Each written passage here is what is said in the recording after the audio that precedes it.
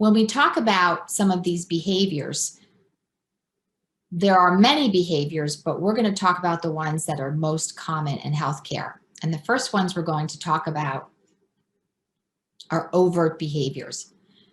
As is depicted by the picture on the screen, these are in your face, loud, you can tell people are angry, and they include public criticism, threats, ethnic jokes or slurs, blaming, and the silent treatment. And I want to give you some examples in some of these categories. The one that I see the most is public criticism.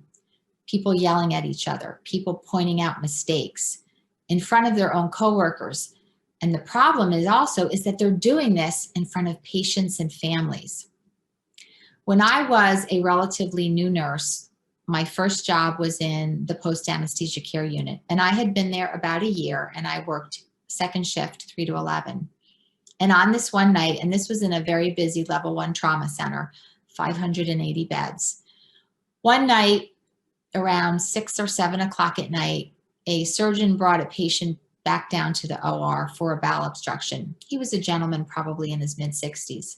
And when he came through the PACU, he talked to the team and said, hey, when I'm done with his surgery, I'm going to renew his PCA.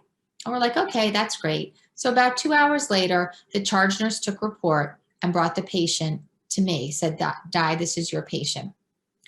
So I was setting up the patient, set up his PCA. My partner that night brought me over the PCA. It was already there from he'd been in the hospital for a while, and I hooked it up.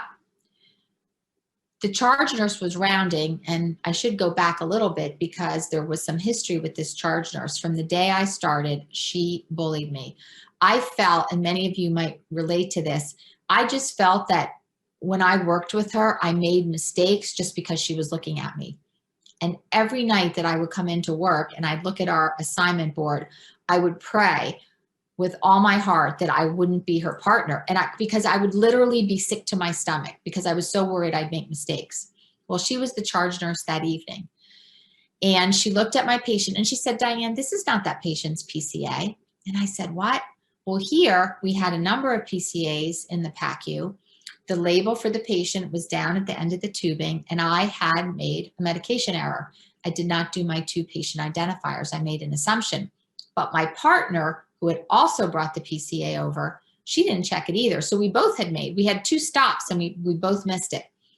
Well, this charge nurse started yelling and screaming at me. She told me I was incompetent and that I was never going to make it as a nurse. So what do you think I started to do? Cry.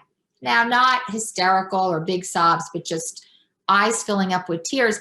But here I had this 64-year-old man fresh out of surgery, which is probably the most vulnerable and dangerous times, and I was distracted, but I carried on. That night, there were probably about 7 other nurses working. Do you think any of them came to my rescue just to say, hey, how are you doing? Oh, no, no, no. They got real busy taking care of their patients. And why do you think that is? Because they were glad it wasn't them. I did talk to my nurse manager the next day about it. And as much as I liked her, and she retired from there after 26 years, she said, Di, sometimes you got to get tougher skin. That's just the way, we'll call her Sue. That's just the way Sue is. You'll get used to it. And I was like, yikes, like really? And I was really surprised. But it took me another 6 to 8 months to actually confront her. And after that, we did have a much better relationship, but she would just move on to the next victim. But with me, I stood up to her. So public criticism is a big one that we see.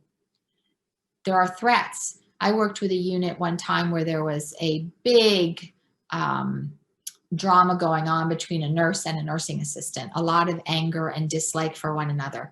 And one day in the middle of the day, like 2 o'clock in the afternoon, a nursing assistant said to the nurse, I know where you park your car.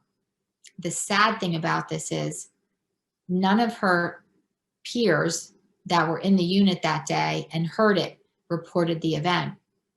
It was a patient's family member who happened to be in the unit that heard it and was very concerned for this nurse.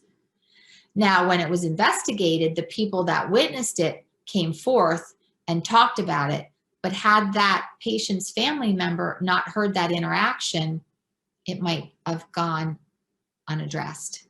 And the worst part is, again, a patient's family member heard that. And you wonder, what were they thinking? Like, these people are supposed to be taking care of their patients, and they're like practically having a cat fight in the middle of the unit. Years ago, I did some work at a hospital in an inner city, where it was a very old hospital, and there was a bathroom that was kind of out of the way, like a 2-stall bathroom. And the team told me that in it, all over the walls and on the stalls, were ethnic jokes and slurs that took years for people to address. And then, of course, there's blaming. We see a lot of finger pointing in healthcare, a lot of lack of accountability about what role I had in a certain situation. And then there's just silent treatment. It's easier to say nothing. And, you know, we might not like somebody that we work with, so we choose not to give them full report, or we tell them, go look it up in the chart, when what we don't realize is that we are negatively impacting patient care. Is that when we step into the 4 walls of our hospital, we are to be at our most professional and most respectful and most collaborative, no matter what personal relationship you have with that person. So these are the overt behaviors. Then we have covert. These are the most difficult to deal with, especially as a leader. They're sneaky. We don't see them going on, because most often when leaders are in the room or rounding, these behaviors are not happening. There's withholding information, exclusion, sabotage, backstabbing, and unfair assignments. When I was a nursing student and I did my training in the same hospital that I wound up working for 20 years, I was doing night shift with my preceptor. And they brought a patient in, a gentleman who had been found face down in a pool of blood.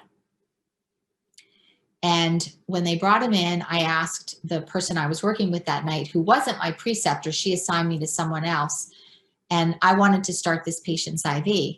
But there was a EMT working that night that just said to the nurse that was my preceptor, you know, just keep an eye on Diane, make sure everything's okay. And the nurse was like, yeah, she'll be fine. So I got out my IV supplies, took care of everything, but the EMT was still keeping an eye on me. But then he walked away, but he still was like, it was down a long corridor and he could see me. As I started this patient's IV, this man was semi-conscious, intoxicated, whole face very bloody. As I started his IV, he took his other hand and he punched me right in the eye. And with that, everything went flying, needles. He shot up in bed. The EMT comes running down the hallway, asks if I'm okay. And he says to my preceptor that night, I told you, you know, keep an eye on Diane. Well, I'll come to find out that this patient was known to this ER. This was not uncommon for him to be found in this condition. And what the nurse said to him is, sometimes nurses have to learn the hard way. To me, that's just unfathomable. Maybe 20 years ago, but even now, that's something that would be grounds for termination, because she put that patient at risk. She put herself at risk. She put me at risk. Where is the caring heart of that nurse, no matter how stressed out she is, that she would put people at risk just to prove a point? Then we have exclusion. This is also a really big one, and I've seen it in my own departments when I first started. They have done studies on the brain that when people are socially excluded, the pain centers in their brain actually light up. It is physically painful to be excluded. And what studies show is the 2 main reasons people will leave their jobs in healthcare is the relationship they have with their direct leader or manager and not feeling like they belong. That's why, I mean, I'm sure there are other reasons, but those are the top 2 reasons. So imagine coming to work and you're just isolated and people don't make you feel included. How long can you sustain that? So that's exclusion. Sabotage. Years ago, I went to a conference on bullying and incivility given by an OR nurse who was now a speaker. And she worked in an OR once where a preceptor had a new nurse grad set up the table for the surgeon And when he put the wrong instrument, she didn't correct him. And when the surgery came and the surgeon asked for this instrument, the new nurse handed him the wrong instrument. And when the surgeon got angry and aggressive and said something to the preceptor, the nurse is like, yeah, the nurses that come out of school today, they're pretty stupid.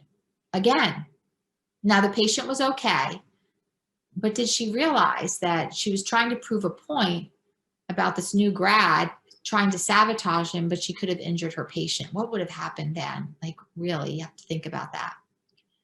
There's backstabbing. These people are nice to your face, but they're setting booby traps behind you. And then we hear a lot about unfair assignments and favoritism. And these are all covert behaviors. But again, as leaders, as a leader, if I know about these, or working with my managers, if they know about these, they definitely will address them. But a lot of them are going on where we don't see them and people don't want to report them, yet they're wondering why they're working in a toxic work environment. People need to be able to speak up and address these behaviors.